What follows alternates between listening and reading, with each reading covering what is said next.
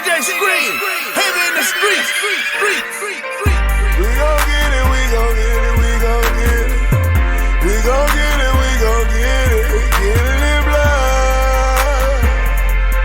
Get it in blood. We gon' get it, we gon' get it, we gon' get it. We gon' get it, we gon' get it. Get it in blood. Get it in blood. Hood rich. Get it out the mud. Good evening, everyone, and welcome to Saints and Appetizers podcast. And this evening, we have some appetizers, is what we're looking at here, because we are looking at the first UFC event of 2024, the first pay-per-view UFC event of 2024. There was a fight between Ankalaev and Walker. The rematch between those guys was last week. And but this is the first pay-per-view event of 2024, and this is a UFC 297 Strickland versus Du Plessis, and this is let's see, this will be January 20th, 2024, which is Saturday, and Scott Bank Arena, Scotia Bank Arena. In Toronto, Ontario, Canada. So this is the first event in Canada in a while, and their fans are ravenous for any kind of contact type of sport, you know.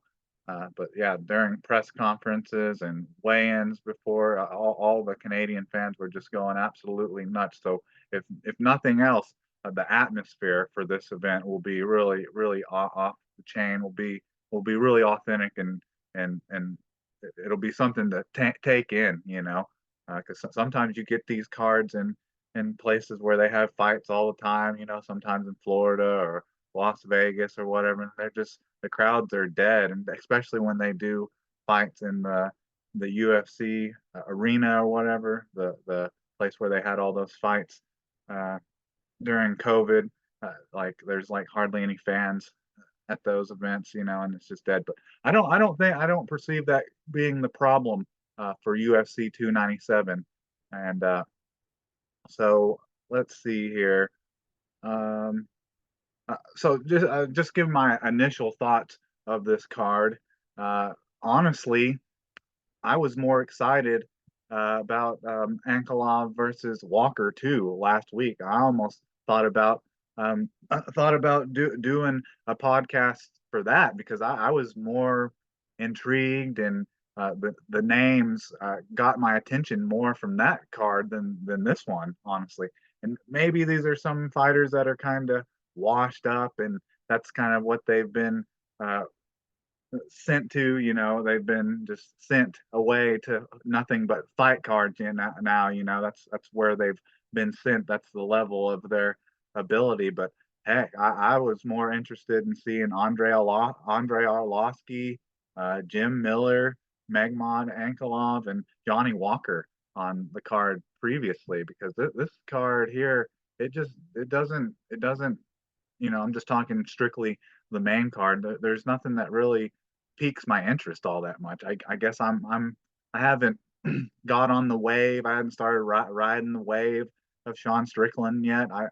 I still kind of think that his win of the middleweight championship over Israel Adesanya was kind of fluky, and I'm still kind of confused as to why. I'm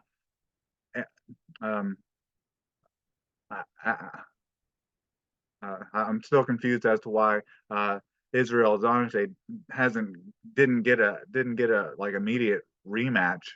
I guess there were some talks there saying that he wanted to take some time off, or maybe even retire, but I don't know. It just doesn't seem like he's like unified the belt, and that it's undisputed. Even though it is, it just doesn't feel like it. And then and so it's Sean Strickland, the champion, versus Dricus Du Plessis. So that's the only real actual title fight on the card, because then you have a women's bantamweight championship between between it's for the vacant bantamweight championship between Raquel Pennington versus Mara Bueno Silva. And I don't know, that just a vacant women's championship and in the bantamweight. I don't know. That just doesn't move the needle a whole lot for me. And then the this would be, I guess I'm going in descending order. Should have probably started at the bottom, but then the third fight from top to bottom is a welterweight bout between Neil Magny versus Mike Malott, and this is every time it seems like that's the thing. I'll give Neil Magny some credit and his dues. Seems like he's on every other fight card, every other pay-per-view, so he fights a lot. But I just kind of look at him as a gatekeeper. He's a stepping stone for these young and up and coming fighters, and that's really all he is. He's kind of just stuck in that 10, 15 to 10 best welterweight in the world, but he's never going to be a champion, or even I would be surprised if he ever even fought for like a title contender fight, like a welterweight eliminator fight or anything like that.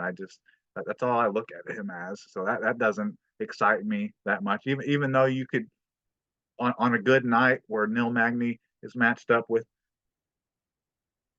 a good opponent, that's good for his skill set. I mean, he can put on a master class of a fight, with a good mixture of ground and stand up. Just in his last fight, it just didn't seem like any of the stand up that he was throwing out there. What was that? That was against Ian Machado Gary. It just didn't seem like anything he hit him with caused like any damage. So it was just kind of basically him just getting his ass beat for the entire fight, and he was firing back the whole time, but I didn't see it. Seemed like everything just kind of bounced off of Ian Machado Gary. And then middleweight bout is between Chris Curtis versus Mark Andrew Barrial. And I guess I was confused with Chris Curtis. He's got an impressive record of lots of knockouts and things like that. But when I look on here, it said I guess he used to be a light heavyweight. Maybe that's where I remember him from. But even if he was a light heavyweight, he must not been that big, because he's only 5'10", and now is fighting at middleweight. But I don't know why I thought Chris Curtis was a heavyweight. But that's a name that's I can identify. So that's the second fight on the card: Chris Curtis versus Mark Andre Barrial. And then the first fight on the card is the featherweight bout between Aaron Allen versus Movsar Evlov. And so that's just another fight. It's got some young up and coming fighters versus like your UFC veterans and Arnold Allen. And then it's kind of the same thing with Chris Curtis versus Mark Andre Burrell. And then basically the same thing with Neil Magny and Mike Malott. It's just a bunch of proven veterans that are kind of gatekeepers matched up against some young, possibly up and comers. That's really all I look at this card. But I mean, just Sean Strickland on this card would be enough for a lot of people. Man, the Canadian fans love him. They were going nuts. He even had a crazy fan, a love-stricken fan. I don't know, a craze-stricken fan rushed the stage during their press conferences. Luckily, he was just trying to get a hug and get a handshake, and it wasn't anything more serious than that. But yeah, the Canadian fans oddly love Sean Strickland, don't like Dricus du Plessis, and don't like Neil Magny.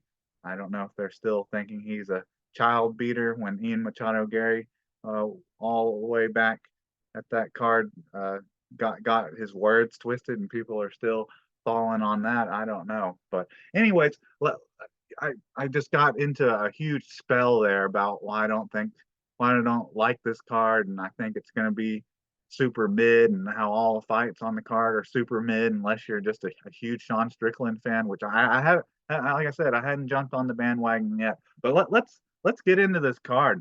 I've just been running my mouth. I hadn't done a podcast in a while, and I'm just running my mouth about nothing basically. But let's get into this right now. So, can I get a menu?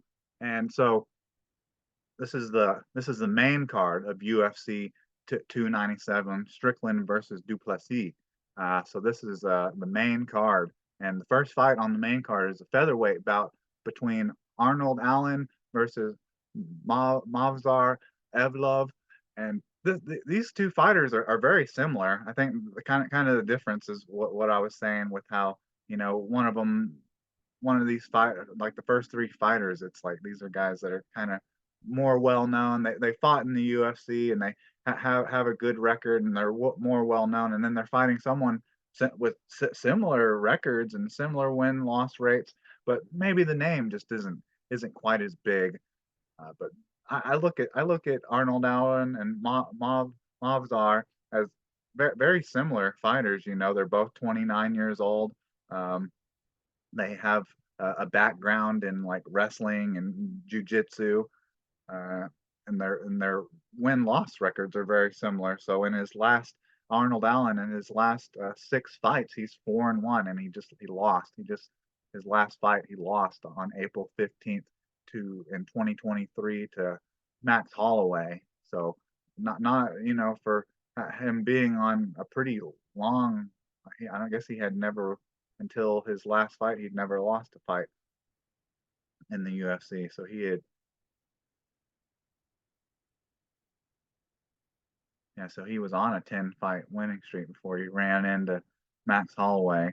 But he's 21. He's had 21 fights in his career, 19 wins, and just the only two losses, which that's similar to Mazdar. Uh, and in the 19 wins, he has 7 wins by knockout, 4 wins by submission, and uh, four wins by submission, and 8 wins by decision. So a good majority of his fights have just been like decision wins. A lot of his fights recently have been like decision wins or decision loss, or even like the fight didn't end. Well, I guess he won. It's kind of a technicality. He won by TKO out over Calvin Cantor due to a knee injury, but every other fight he's had some. Dan Hooker he TKO'd with some punches and elbows, but a lot of these other fights is just kind of decision, and most of his wins come by decision. You know, he gets quite a few knockouts too, but a good number of those are farther back in his career when he wasn't in the UFC. And then in the two losses, he's just lost 2 decisions. So he's showed he's tough, he's durable, doesn't get knocked out, doesn't get caught in submission. So that just all that together, that just kind of breathes and as a definition kind of a well-rounded fighter. So let's see here. So he's taken on Mazar Evlov, and he's just your Mavzar is just kind of your classic Russian fighter, like Nurmagomedov, Ankalov, Megmov, Ankalov, like all those guys. They're just very similar. I guess Megmov Ankalov probably has a little bit better striking game than some of these other guys that are just like Greco-Roman wrestlers and sambo and just Olympic wrestling, But that's definitely what Mavzar Evlov is. That's definitely his skill set is definitely right in the heart of wrestling, right in the heart of where some people would probably say wrestling was born in Russia. But he has like I said, he has a similar record to Arnold Allen. So he's had 17 fights with 17 wins and no losses. So he hasn't, he's never been knocked out. He's never been submitted. So he's just a lot like Arnold Allen. Very durable, tough fighter, and obviously he's 6-0 in his last 6 fights. But just fights in the UFC, he's won. Let's see, 7. He's won all 7 of his fights in the UFC. And in the 17 wins, he has 3 wins by knockout, four, 3 wins by knockout, 4 wins by decision, and then 10 wins by decision. And I'm trying to look here. You got to go all the way back to July 21st uh, in 2018, where he defeated Rafael Diaz with a KO. Since then, he's all of his fights have he's won by way of decision. So he's got that. That kind of tells me that he's a bit of a lay and pray type of fighter. He just wants to get you down and hold you down, but he doesn't want to really risk a lot by doing that, by just trying to grind out the win. So you don't see uh, a lot more than just him taking people to the ground and holding them, because he doesn't get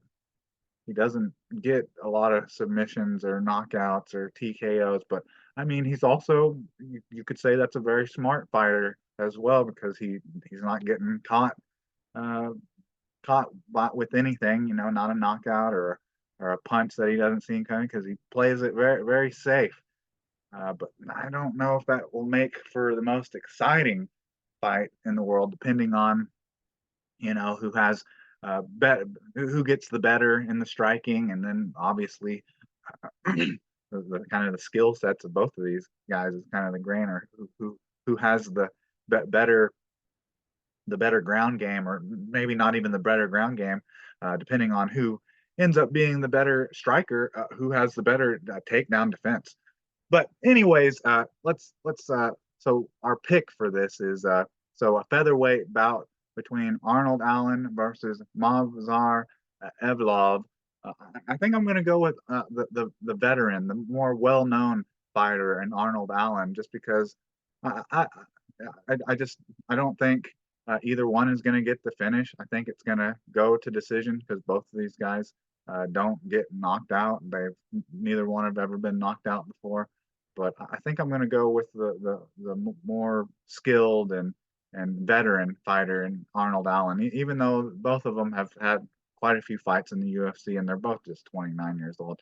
But really, just going with the name that's a little more well known to me, and he's got more finishes in his career. So if by way some miracle the fight does end in a submission or a knockout, I would guess, my guess would be it's probably Arnold Allen do it. But I think both of these guys are tough and durable, so I think you're going to get a decision win by Arnold Allen here. All right, on to the middleweight, the second fight, middleweight bout between Chris Curtis versus Mark Andre Barrial. And so Chris Curtis, who I have him confused with somebody else, I guess. I think I may uh, have him mixed up with Blades, the heavyweight Blades, because I guess I don't know why I got that mixed up. Maybe I just remember him fighting at light heavyweight. Let's see when he fought at heavyweight, welterweight.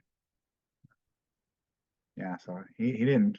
I guess he never even fought in the UFC at light heavyweight or at heavyweight. That's so confusing.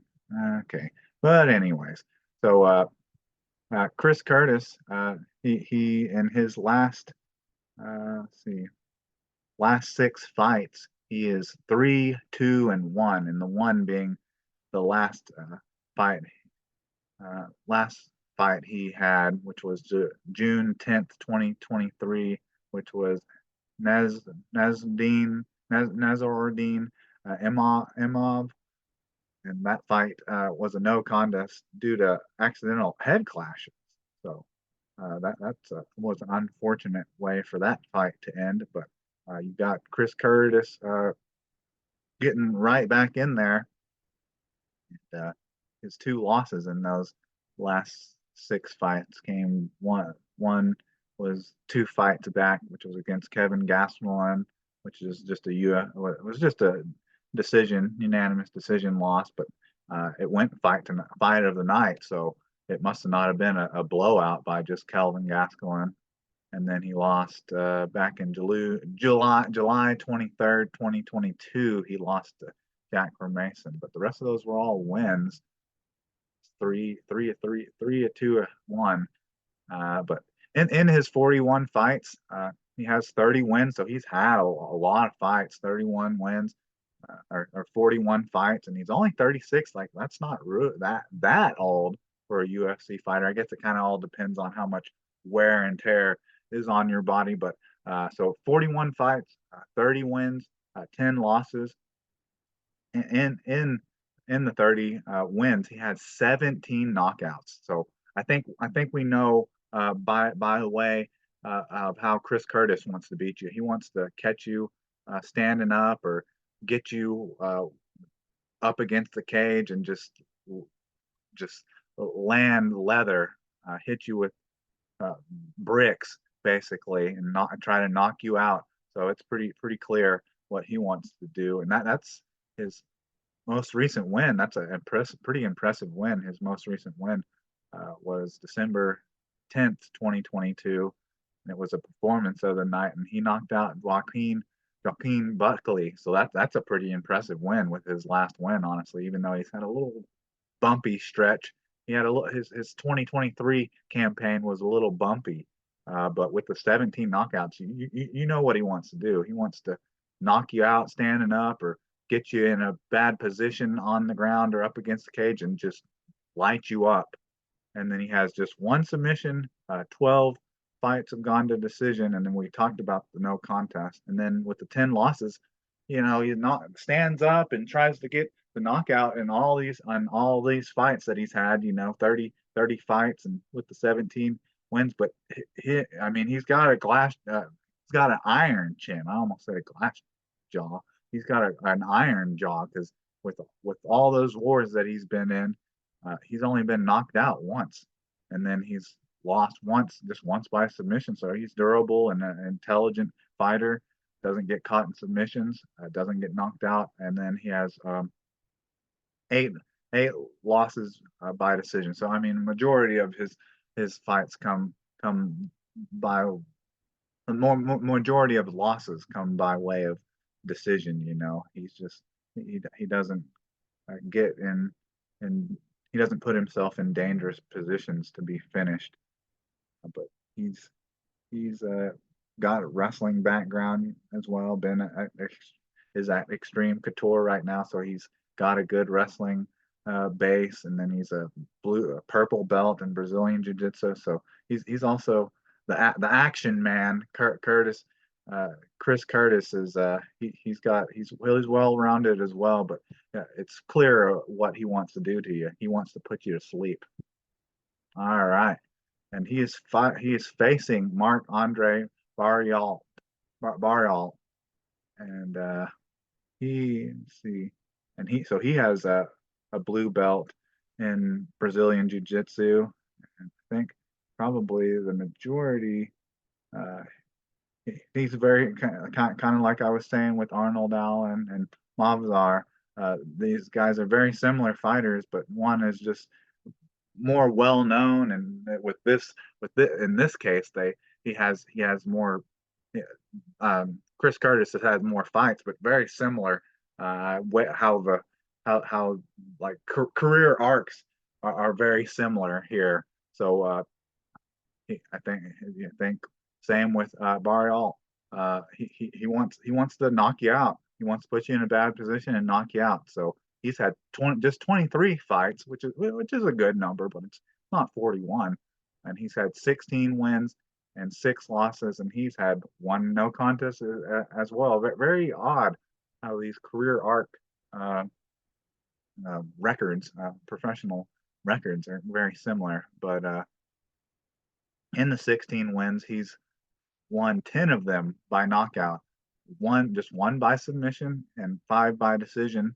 And then in the 6 losses, he's only been knocked out once and only been submitted once, very similar to Chris Curtis. And then the 4 losses by decision. So I mean, majority of his losses, just like Chris Curtis, or if he's going to lose, it's probably going to be by decision.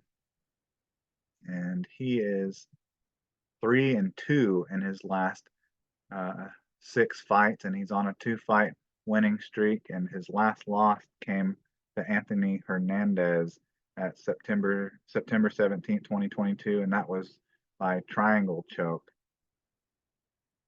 All right, so I mean they're very similar records. They both have, they're not to the elite of like with their being well-rounded, in Brazilian jiu-jitsu. It's not like they're multiple degree Brazilian jiu-jitsu uh, black belt, but they, but they, but they are wanting to see be interesting in this fight. Who ends up wanting to go for the takedown first? It's very similar to the first fight between Arnold Allen and Movsar Evlov. But going for this fight, I think I'm gonna lean and stick with the veteran, the more well-known fighter here again. So in the middleweight bout between Chris Curtis versus Mark Andre Barrial, uh, I'm going with Chris Curtis, and I think I know Barrial hasn't been knocked out a lot in his career, but I think he's really stepping up in competition here. Uh, Even though he's had tons of fights in the UFC, I wouldn't say all of it's been successful, but he's been in a lot of fights.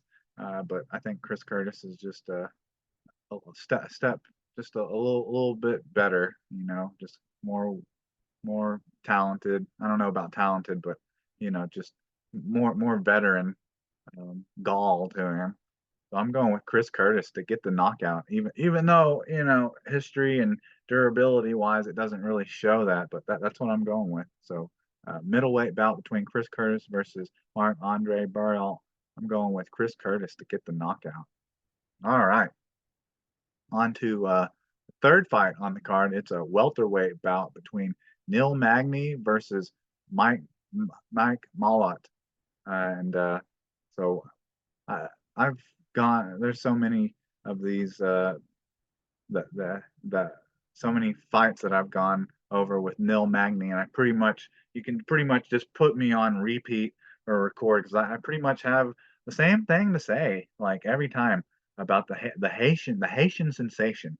You know, he's known for his Brazilian jiu-jitsu and all that as well. And he can strike. He can put on a master class of striking. It's just been a little while. He's kind of been a win one, lose one, win two, lose one kind of fighter recently. And I think the whole reason for that is because he gets matched up against these like possible like up and coming fighters, like so he gets matched up against people that are maybe kind of out of his league a little bit.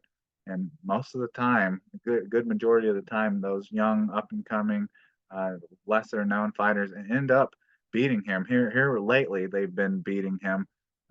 So in his last 6 fights, he's 3-3, and he's his last fight. I think a lot of people remember this little bit of a spat back and forth between Ian Machado Gary and him, and that was UFC 292, which was August 19th, 2023, in Boston, Massachusetts. But that fight was a master class by Ian Machado Gary. He just like beat the heck out of uh, Neil Magny. I'm surprised his corner didn't throw in the towel of just how bad he was. Like fight a good portion of that fight, he was like basically hopping around on one leg. I'm surprised Ian Machado Gary wasn't able to finish that fight really when you go back and watch it. And then he's just gotten caught in a couple chokes here. Gilbert Burns caught him in an arm triangle and in July, back in July of 2023, and then Savkat Rachmanov caught him in a guillotine choke in June 25th, 2022, and then he wins some decisions and wins some fights by submissions every once in a while, but most of his fights are kind of boring or kind of go to decision. Not a huge fan of the gatekeeping, steppered stone kind of just a kind of washed kind of fighter.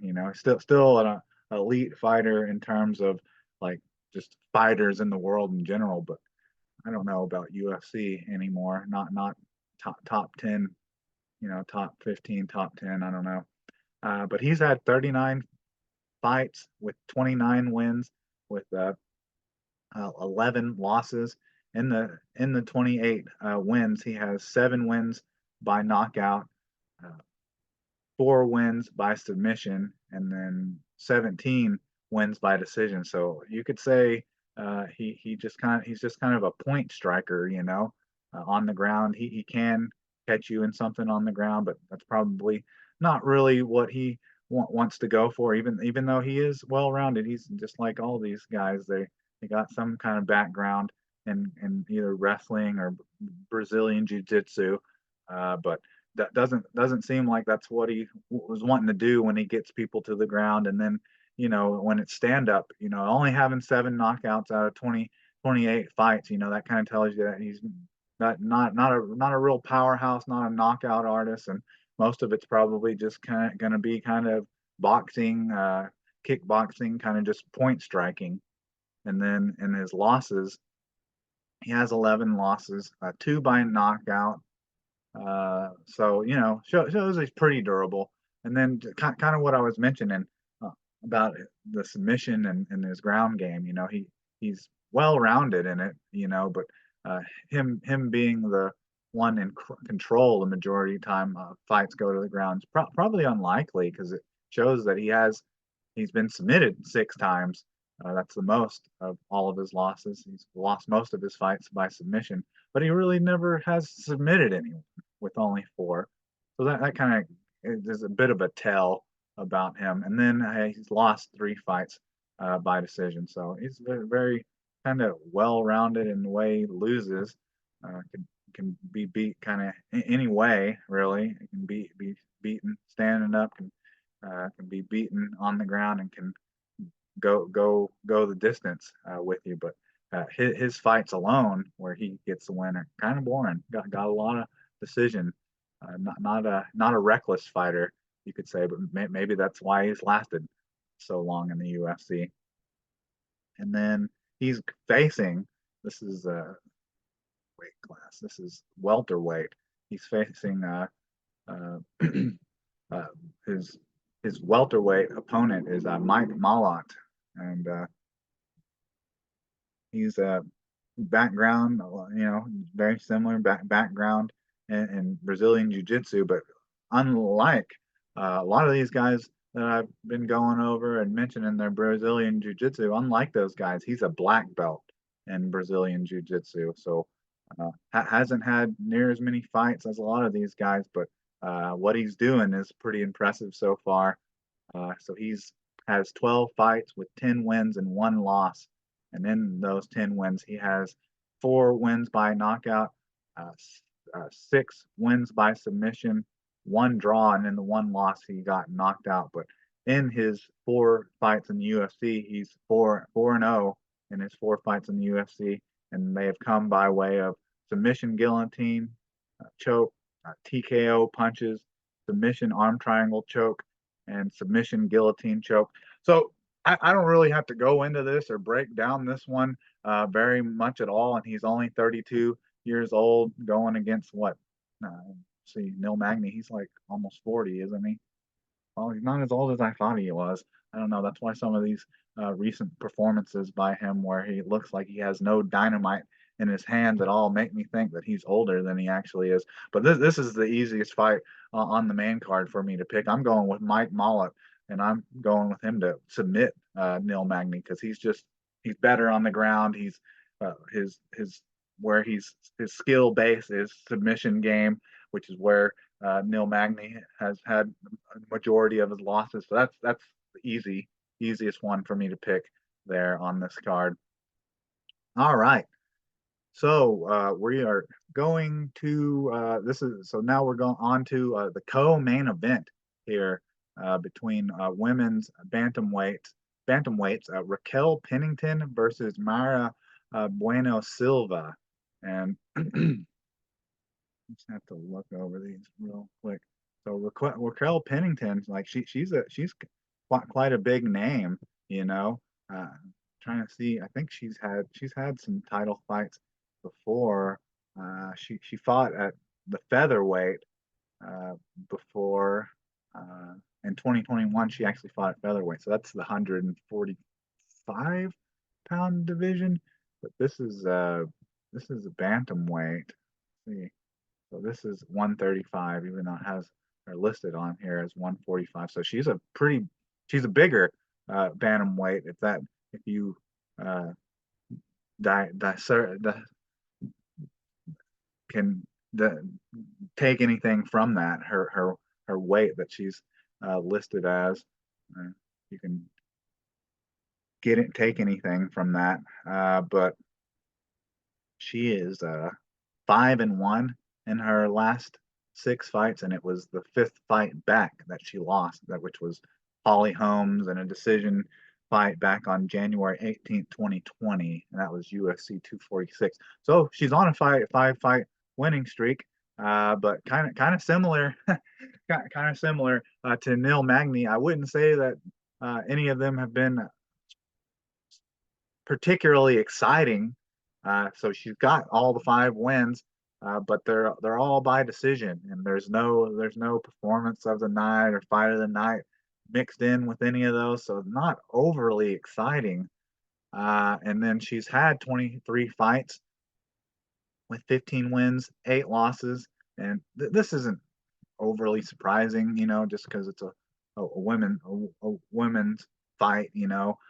Only has one win by knockout, four wins by submission, and then 10 wins by decision. So kind of boring is kind of where I'm headed, and that kind of is the whole reason this card doesn't spark my interest that much. I'll be watching, but it's just I need to hammer that home. I really need to hammer that home that this is a bad card and it's not going to be any good, because every time I do that, the card ends up being great. You end up having every fighter on the main card is a fight of the night or performance of the night from one of the fighters because they got a crazy submission or crazy knockout. So I need to just keep hammering home that this is not a very good card. And then in her 8 losses, she's been knocked out once, submitted once, and then 6 losses by decision. So there's a lot of decisions on her fight history and record, and uh, I think for the most part she's probably wanting to take the fight to the ground, and just off of the the records shows that she's probably going to try to take you down and hold you down and try to get your back or try to get you in a tough situation where she can get a submission. I said in those 5 fights that they were all decisions. She actually did have a 3 fights back. She beat Macy Chasson with a guillotine choke. So and that was at a featherweight debut, and Chasson missed weight like 148.5 pounds. Like she missed weight by a lot, and that's like a big women's fighter, featherweight. So I think that's what she'll try to do. She'll try to do the same thing. She'll try to get the takedown, try to take the back, and try to get a submission more than likely over Mara Bueno Silva, who I think is very kind of a similar fighter. She's at American Top Team, so that's their main thing. American Top Team is wrestling, and then she's a brown belt in Brazilian Jiu-Jitsu. So similar fighter, and she is 3-1-1-1 because she has a no contest and a draw. So her last fight was, I'm surprised she's getting a title fight, considering her last fight was against Holly Holmes, but it was overturned due to a no contest, and this was UFC on ESPN's Holm versus Bueno Silva, and this was July 15th, 2023, and it was originally a submission, a ninja choke submission by Bueno Silva at 38 seconds of the second round, but it got overturned to a no contest due to her testing positive for Ritalinic acid, which I think that's uh, what are they called? So that's like Ritalin, like benzos and Ritalin, and what's the one people take all the time? Uh, I can't remember what it's called. Uh, I wish I could remember what that drug is that people take all the time. Anyways, it's like it's a type of ADHD medication, which I, I guess that's probably something that helps a fighter like really like focus in and get in that flow state, and maybe helps calm their nerves as well. Uh, so I'm not really 100% sure why a fighter would take that. Maybe she was just taking them for recreationally. I don't know, but that's kind of weird. And then see here, and then in the draw, it was a draw by Montana Del De La Rosa, and that was all the way back at like February 27, 2021. And Silva again had issues in this fight. It wasn't due to any uh, drugs or anything. Before I forget what I was thinking of for trying to think of the Ritalin, Adderall. Adderall is a very common Adderall, Ritalin, ADHD, benzos is something fighters and just athletes in general take for some reason. I think a lot of it is to just calm their nerves before a big game or a good fight, and it helps them hyper focus. Or I'd say a lot of them just take it recreationally. They're at a party and just pop some beans. I don't really know. And then so she's been a little more exciting than Raquel Pennington in her fights. Had some ups and downs, uh, some more ups and downs. She's not like she's on a five-fight winning streak, but I would say she's a more exciting fighter. She has 14 fights in her career, 10 wins, 2 losses. In the 10 wins, she has 1 win by knockout, 7 wins by submission, and 2 wins by decision. And then in the 2 losses, never been knocked out, never been submitted, only lost the 2 fights by decision, and then has the 1 draw and the 1 no contest that we went over. I had to really dig into my memory bank to think of what that shit was called, that ADHD medication.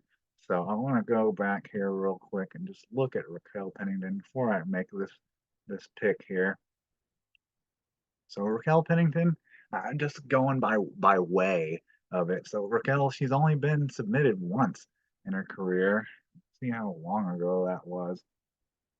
And to say that this is gonna be a win by submission for Bueno Silva, I don't know. I don't think that would be the right avenue to go on that. But so for my pick for this, so the co-main event for the vacant bantamweight championship, we got Raquel Pennington versus Mira Bueno Silva, and it's similar to the first 3 fights. You got a bigger name fighter in Raquel Pennington versus a bright star up and comer. Let's see. She's 32, but probably not as well known as Raquel Pennington. Raquel Pennington is 35. And these two tried to spat back and forth a little bit during the press conference, mostly Raquel Pennington being kind of cringy, a little cringy. So they were both kind of talking about how watching each other fight is boring and it puts them to sleep, and then kind of cringy Raquel Pennington. Myra Bueno Silva's English isn't real great, and so a lot of times after she'd say something, Raquel Pennington would be like, "I don't understand you. Can't understand you." little cringe, but kind of funny at the same time. But in this bout, the co-main event bout between women's bantamweight Raquel Pennington versus Macy Bueno Silva, and this is for the bantamweight championship. I think I'm going to go with the up and comer, the lesser known fighter, and Mira Bueno Silva. And she has 7 submissions in her career, which is very impressive. But and she is the number 3 bantamweight in this class versus Raquel Pennington, who's also number 2. So this is a matchup that it has to happen. And I want to say that Bueno Silva wins this like by decision slash, there's a chance that she could win by submission. So I think that's what we'll go with. All right, on to the main event.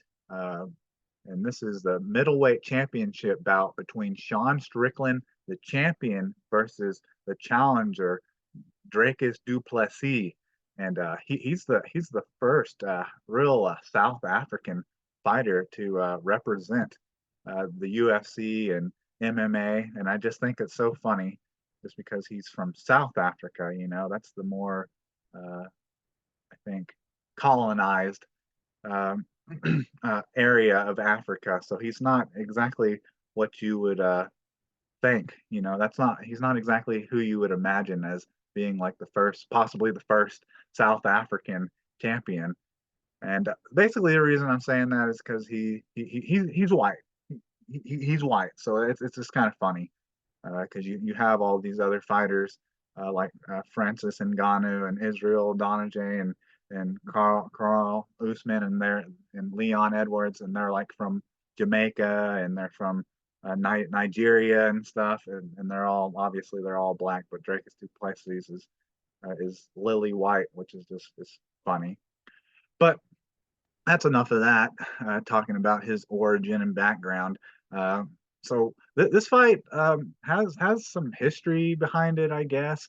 Just because Sean Strickland, he likes to build up fights and get people interested in the fights, and it's kind of funny. So these guys have been scheduled to fight for a couple months now, and they were actually both at UFC 296, I think. And that's funny because Sean Strickland was like sitting in front of Dricus du Plessis, and they got into a little bit of a scrap, like got in a fight in the crowd, actually. But I don't know. I think that the after seeing that and then seeing them during press conferences and the weigh-ins, I feel like that was a complete just an act that they were putting on to sell more pay-per-views, to sell more tickets at the gate. Because then at press conference they seem very cordial, shaking each other's hands, saying that they want to just make sure it's a good fight. They want to go die out there in the octagon. No pushing or shoving or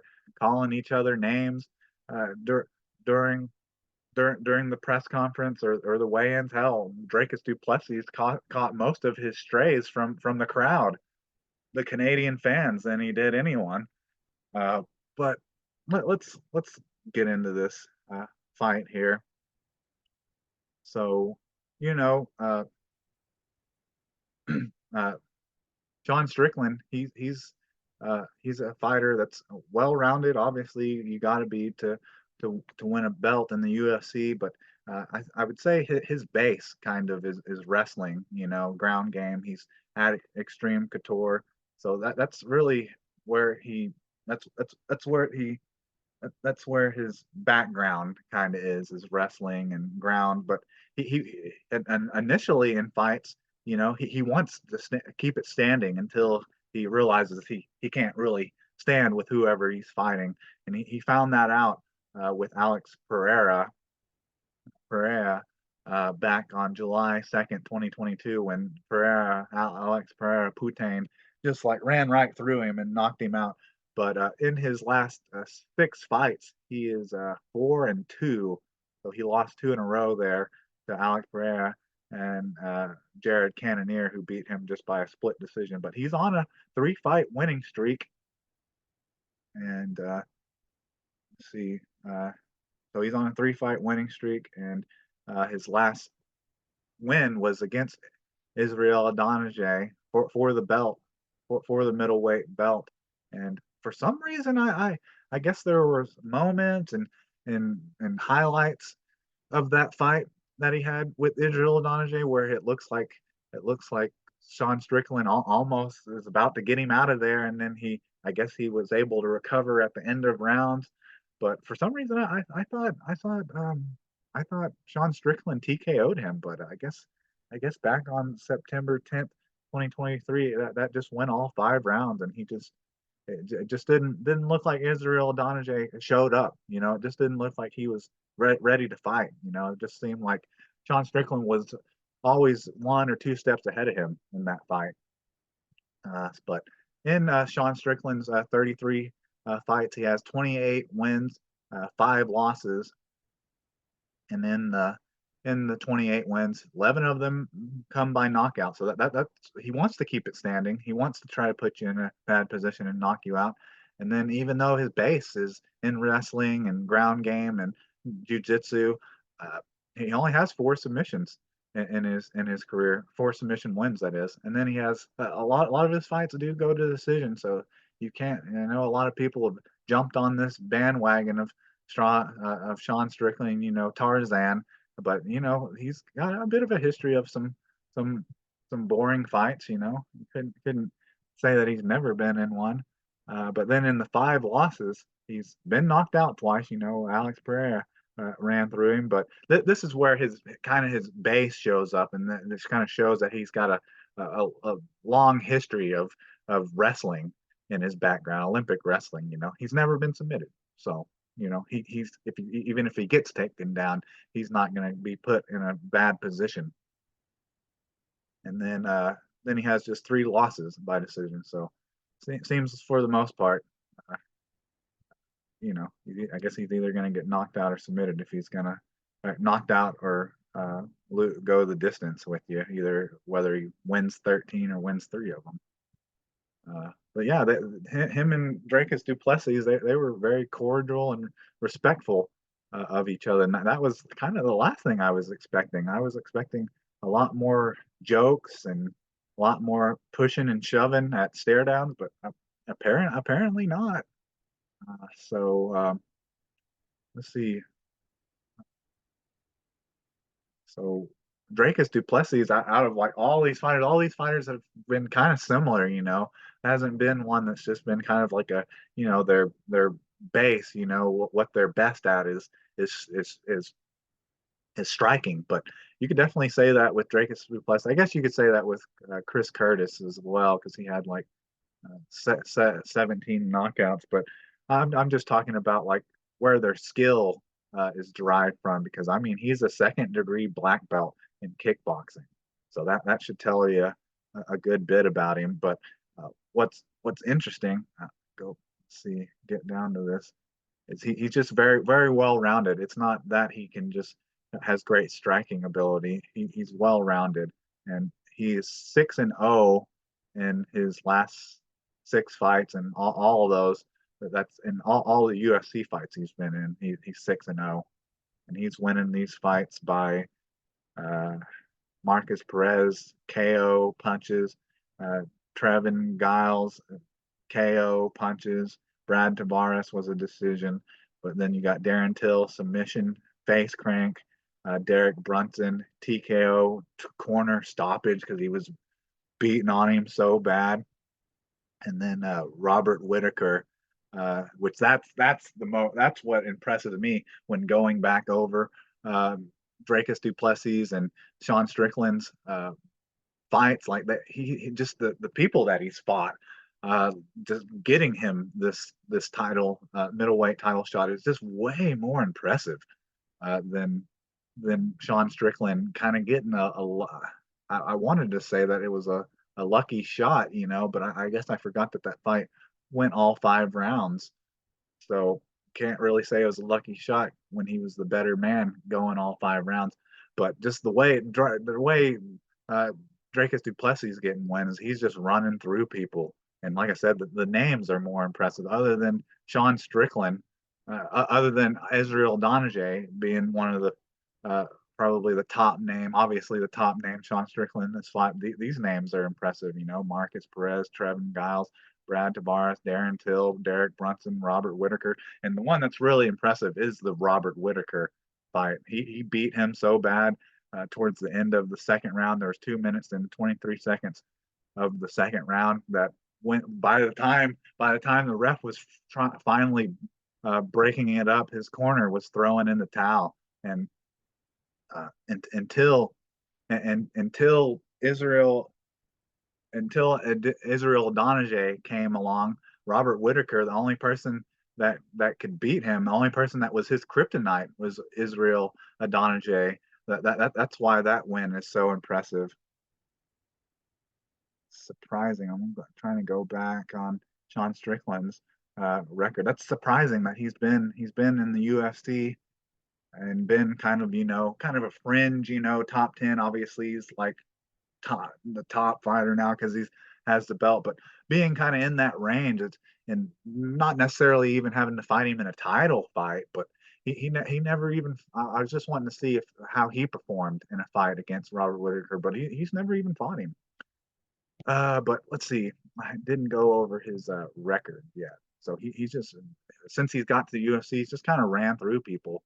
He has 22 fights in his career, 20 wins and just two losses. So in the 20 wins, he has 9 wins by knockout, 10 wins by submission. So that shows you he's got a very well-rounded game, and stand up and ground game. So he can knock you out standing up and he can submit you on the ground. And then he has just 1 loss by decision and and 1 win by decision. And then the 2 losses, he's been knocked out once and been submitted once in his career. But you'd have to go all the way back to 2018 for his knockout, and you'd have to go back all the way to 2014, years, a decade ago, for when he was ever caught in a submission. And I've been saying it. I've been saying that I'm not really on the Sean Strickland bandwagon. I'm not really riding the wave. I kind of, even though it wasn't like a lucky knockout over Israel Adonijay, I just feel that fight and that win was kind of fluky, was kind of a fluke, and I understand I understand getting your mental right why Israel Adonijay wouldn't want an automatic rematch, but I don't know. I just feel without another win, going off the second fight, Sean Strickland versus Israel Adonijay 2. I don't know. I just can't really see him as like the undisputed champion. And so because of that, I think I'm going to go with the fighter that I think, and obviously like the last 6 fights, has been more impressive, with getting knockouts and submissions and uh, big names, all those guys are hanging around the top 10, 15 or higher. And because of that, Sean Strickland, he has been knocked out a couple times in his career. Like that's about one of the few ways you're going to beat him is to getting knockouts, been knocked out twice, or if you're going to go the long game and go 5 rounds, which I mean he showed he could do that with Israel Adonijay. But in the middleweight championship bout between Sean Strickland, the champion, versus Dricus du Plessis, the challenger, I'm going with Dricus du Plessis. I think his ability um, in the striking game, with it being a lot cleaner and professional, because it's black belt kickboxing. I think his striking and kicking game, with the calf kicks and the leg kicks, I think that's going to probably shine through for this. And then just because has 10 submissions as well, if Sean Strickland isn't liking how the striking game is going in the beginning of the fight, I mean, Dricus du Plessis, I imagine he has a great takedown defense, So that's how I expect it to go. I don't think it's going to be like a knockout in the first round or early in the second, but I think it might be dragged out uh, into the third or the fourth round, to where it's a lot of Sean Strickland trying to get Dricus du Plessis to the ground, but Dricus du Plessis just does a great job of takedown defense, and finally he just wears on Sean Strickland until he kind of folds. So that's I'm going with a knockout and Dricus du Plessis as your new champion, your new middleweight champion. All right, let's just go over these real quick and let's get out of here. So in the featherweight, the first fight on the main card, you have a featherweight bout between Arnold Allen versus Mavzar Evlov, and I'm going for the more well-known fighter, the more veteran fighter, and Arnold Allen. But I think these guys are very similar, very background and very similar career arcs and all that. But they're both very durable fighters, never been submitted or knocked out. So I'm going with Arnold Allen to win that fight. And then in the middleweight bout, the second fight, middleweight bout between Chris Curtis versus Mark Andre Barrial. I got Chris Curtis to add to those knockouts that he has. I'm picking him to add that 18th, get that 18th knockout over Barrial.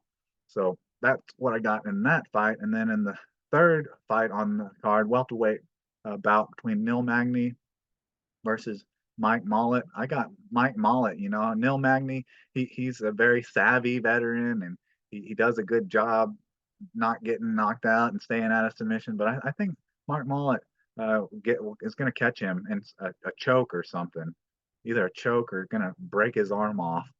And then in the co-main event, women's bantamweight championship bout that's a vacant between Raquel Pennington versus Mira Bueno Silva. Uh, I'm flip flopping, not on whom I'm picking to win this fight, but the way it goes. So I'm kind of going Bueno Silva wins the championship kind of by the decision slash. I could see her getting a submission win as well. And then in the middleweight championship bout, the main event, you have Sean Strickland versus Dricus du Plessis, the challenger. And I'm going with Dricus du Plessis to get maybe a later round knockout of Sean Strickland. So that's UFC 297, 297 Strickland versus du Plessis, and that's tomorrow, Saturday, January 20th, 2024. The first pay-per-view event, numbered event uh, of the UFC of 2024, uh, and that's venue Scotia Bank Arena in Toronto, Ontario, Canada. So I'm here for it. There's probably a lot of me bagging on this card, but I think it can still be exciting, and can be some fireworks in there. I think you may see some fireworks from Chris Curtis with a knockout, and I'd be lying if I was saying that I'm not a little kind of intrigued by just the stories and the backgrounds and just the mouthing of Sean Strickland and Dricus du Plessis. And I'm not gonna lie, I kind of would like to see Sean Strickland lose. I just think not that I have anything against him or anything, but just kind of how his hype has been and how it seems like so many people in the UFC fandom love him so much. I just think it'd be kind of funny if he lost, especially if he got knocked out like he did, like he got put to sleep, got petrified by Alex Pereira a couple UFCs back. But anyways, I'm here for it. I'll be back with the results, and so who dat? And well, we're not doing a Saints podcast, but anyways, have a good evening. And can I get a check, please?